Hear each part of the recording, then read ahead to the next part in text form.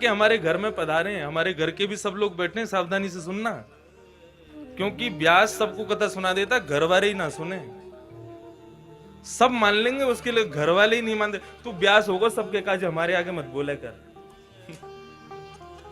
ये घर के लोगों का ही भाव होता है। मेरी तो बड़ी इच्छा होती है कि अपने घर के लोगों को ही बैठाऊं, सुनो भाई थोड़ी देर, हम कुछ पढ़ते हैं, अध्ययन करते हैं, तो तुम लोग सुन लिया करो। लेकिन ना, तो आज अब ये कथा में बैठ गए तो सुन लेंगे। गिरधर लाल जी घर पधारे हैं, वे सत्य स्वरूप हैं। मैं आज सेवा कर रहा हूं और इच्छा तो रहेगी करता ही रहूं जीवन पर्यंत, लेकिन एक समय तो आएगा जब ठाकुर जी मेरी सेवा फिर किसी और को दे देंगे, चाहे वो मेरे ही आने वाली संतति क्यों ना हो। लेकिन ये दिन तो एक दिन आएगा कि जिस दिन मैं सेवा नहीं कर पाऊंगा। वो एक को संयोग देते हैं तो फिर दूसरे को वियोग दे के आए हैं, और तुम्हें संयोग दिया है तो तैयार रहना, एक दिन तुमको भी वियोग दे करके जाएंगे।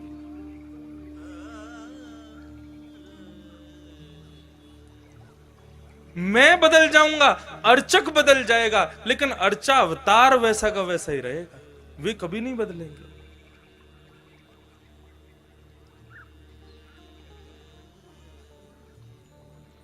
वे अपने रूप में ही विराज रहेंगे। श्री रैदास जी अपने गिरधर लाल जी लेकर के मेड़ता पहुंचे।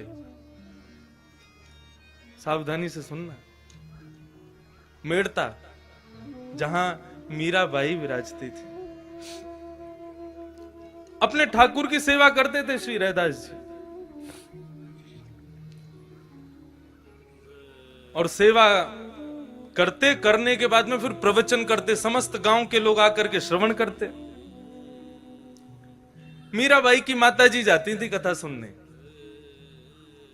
एक दिन मीराबाई बोली हम भी चलें कथा सुनने। माताजी बोली तू अभी छोरी है, अभी तू नेक्सी सी लाली है, तू कथा कहां समझेगी, तू रहने दे। मीराबाई बोली हमारो घर मन ना लगे, आप हमें संगी ले चलो। तो माताजी मीराबाई को संग लेकर के आ गए। अब मीराबाई प्रवचन सुन रही थी, प्रवचन सुनते ही उनकी दृष्टि पड़ी, पीछे विराज रहे हैं श्री गिरधर लाल, गिरधर गोपाल। मीराबाई ने जैसे ही उनको देखा, देखते ही मन में यह भाव उत्पन्न हुआ कि इनको तो शायद मैं जानती हूं, मेरा इनसे परिचय है। अपनी मां से पूछने लगी, मां ये कौन है, ये जो पीछे बांकी अदा में खड़े हैं, एक भुजा ऊपर करके खड़े हैं, ये कौन है? बोले ये बाबा के अर्चावतार हैं, ये बाबा के सेव्य ठाकुर जी हैं।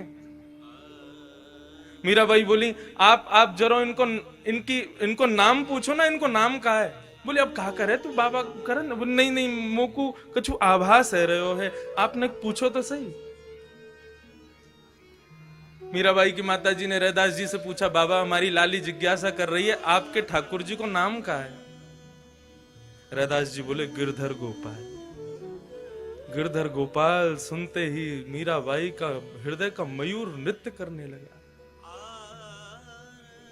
रैदास जी के चरणों में प्रणाम किया और कहने लगी, आप इनको ये नाम गिरधर गोपाल कैसे पड़ा, मुझे बता सकते हैं? रैदास जी बोले इंद्र का मान बढ़ गया था, ब्रजवासी इतनी सेवा करते थे, तो उसके मान को घटाने के लिए और ब्रजवासियों की सेवा सद वस्तु को प्राप्त हो, सद स्थान पर लगे, उसके लिए श्री बालकृष्ण प्रभु ने नख पर धार लियो गिरिराज, नाम गिरधारी पायो है। जैसे ही नख पर गोवर्धन पर्वत धारण किए, सोई इनको नाम गिरधर गोपाल पड़ गए। मीराबाई के नेत्रों में आंसू आ गए और रैदास जी के चरण पकड़ के मीराबाई कहती हैं, प्रभु ये आपके ठाकुर जी नहीं है, ये मेरे ठाकुर जी हैं, और ये मेरे पास आने के लिए आपका सहारा लेके आए हैं। रैदास जी का ताम्र वर्ण हो गया। बोले कैसी बात कर रही हो, मैं कब से सेवा कर रहा हूं इनकी, और तुम कह रही हो तुम्हारे हैं? तब मीराबाई ने अपने पूर्व जन्म की कथा बताई। कौन है मीराबाई? भगवान के एक मित्र सुबल, सुबल का ब्याह पूर्व जन्म में मीराबाई से हुआ था। मीराबाई जब अपने पूर्व जन्म में थी तब उनका ब्याह भगवान के मित्र सुबल के साथ हुआ। तो जैसे ही ब्याह हुआ तो मीराबाई की माताजी क्या बोली, देख तेरो ब्याह सुबल ते हैरो है और तू पता कहां जाएगी, तेरो ससुराल है ब्रजमंडल, लेकिन याद रखियो तेरे पति को जो मित्र कृष्ण है ना, वाकु भूल के भी अपनो मुख मत दिखा दियो।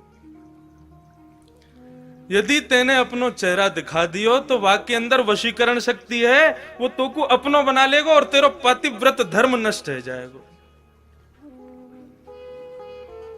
मीराबाई बोली, मैया तुमने मुझसे कह दी और मैंने आपकी मान ली, वो कितनों प्रयास कर ले वाकु अपनो मुखमंडल नहीं दिखाऊंगी। सुबल मीराबाई से ब्याह करके, जैसे ही उनको, मीराबाई का नाम कुछ और था, ब्याह करके लौटा तो ठाकुर जी को पता चली हमारो सुबल हमारो मित्र है, भैया ब्याह करके आयो, भाभी लेके आयो। जब पूछ के तो आए सब ठीक ठाक है कि ना है, और या बहाने भाभी को चेहरा देखे आमेंगे। अपने बालक और मित्र की बहू सबन ने बढ़िया लगे, हमें अनुभव ना है, आप लोगों ने ज्यादा होगा। अब ठाकुर जी पहुंचे, सावधानी से सुनो, बड़ी बड़ी सुंदर कथा।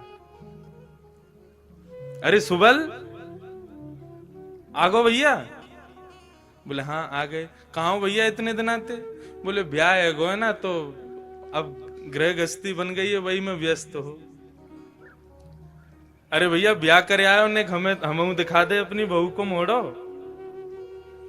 सुबल बोलो तू देवर है, वो तेरी भाभी है, अपने आप देख ले मोते काके।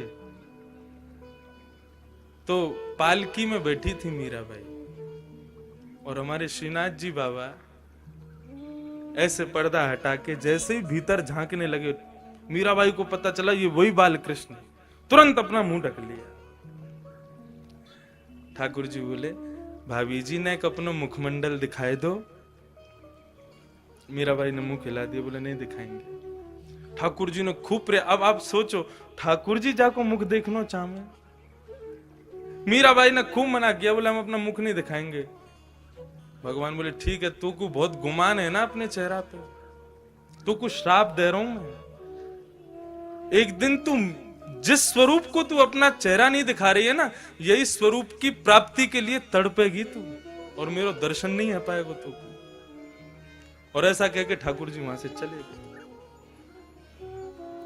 और जब वो समय आया, जब इंद्र का मान भंग करने के लिए श्री बाल कृष्ण प्रभु ने अपनी इकन्नी उंगली पर जैसे ही गिरिराज पर्वत धारण किए, समस्त ब्रज के ब्रजवासी वहां पर खड़े थे। जैसे ही मीराबाई वहां पहुंची और भूल से ठाकुर जी को अपने नेत्रों से देख लिया, देख करके आज मीराबाई के नेत्र सजल हो गए। और सजल होते ही मीराबाई आज अपनी मां को कोसती है, बोले मैया तेने कैसी सीख दी मुख, इनसे मुख छुपावे को आज्ञा करी तेने। ठाकुर जी को बार बार देखना चाहे, लेकिन श्राप के कारण बार बार ठाकुर जी दिखते ही धुंधले है जाए। मीराबाई ने दोनों हाथ जोड़े और बार बार प्रणाम करे, बोले प्रभु मुझको क्षमा कर दो, अपनो स्वरूप दिखाओ। ठाकुर जी के हृदय में भाव प्रकट भयो, तब मीराबाई को आज्ञा करी तू चिंता मत कर, अब या जन्म में तो तू को मेरो दर्शन होगा ही ना, लेकिन हाँ अगले जन्म में तू मीरा बन के आवेगी, तब एक संत के यहाँ गिरधर गोपाल रूप धारण करके मैं तेरे पास आऊंगा, तब तो को मेरो स्वरूप दिखेगा। आज मीराबाई ने ये कथा सुनाई, लेकिन रैदास जी ने मानी नहीं। बोले वर्षों से सेवा कर रहा हूं मैं, कैसे दे दूं तुमको। मीराबाई गिरधर गोपाल की ओर देखती है और कहती है आपके संत निष्ठुर नहीं है, आप निष्ठुर हो। आप ही नहीं चाहते मेरे पास आना, ठीक है प्रभु मैं जा रही हूं आज तो, लेकिन 3 दिन का समय दे रही हूं, यदि आप मेरे पास नहीं आए तो छुरी से अपना गला छेद दूंगी।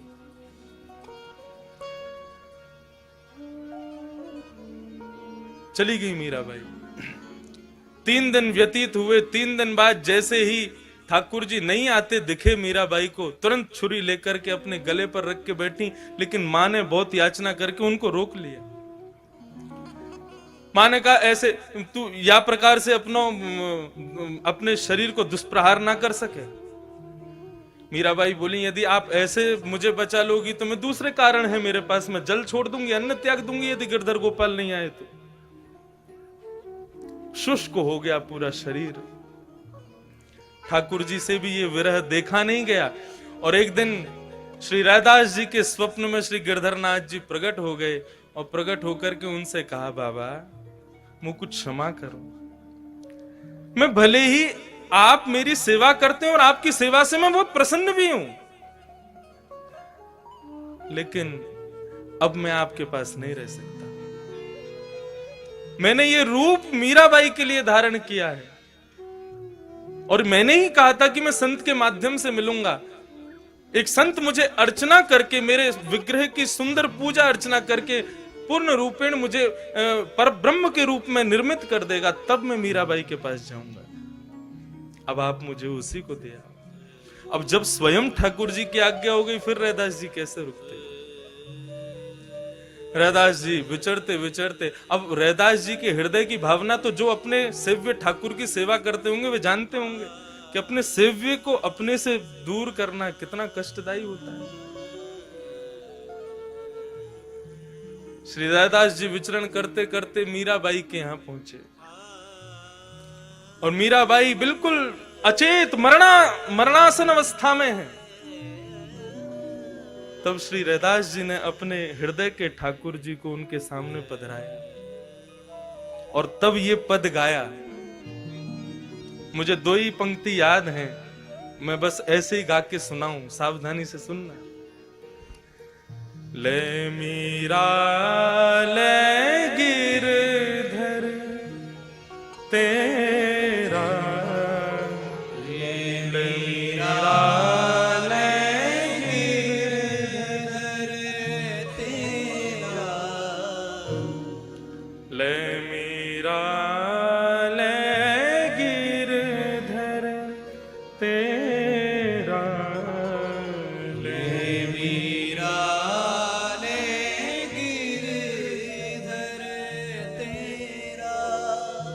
सेवा पूर्ण भई अब मेरी, सेवा पूरी भई अब मेरी, सेवा पूर्ण भई अब मेरी,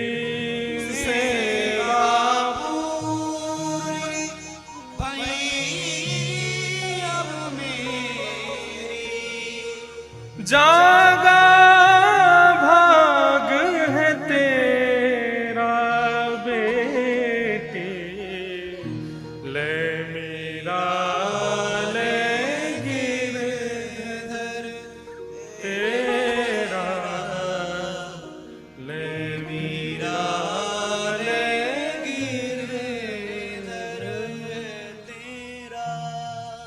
और श्री रैदास जी महाराज अपने सेव्य, अपने निज ठाकुर जी को मीराबाई को दे आए। और उसी दिन इसी राजस्थान की भूमि पर भक्त मीरा का द्वितीय जन्म हुआ। ऐसी भक्ति के अलख जगाई। आज भले ही अपने देह से ना हो, लेकिन अपनी वाणी से, अपने कृत्यों से आज भी मानो ऐसा लगता है कि मीराबाई रात्रि में सब सो जाते हैं, ठाकुर जी भी शयन करते हैं हम लोगों के लिए, लेकिन कपाट बंद होते ही मानो मीराबाई जैसे भक्तों के साथ में ही लीला करते हैं।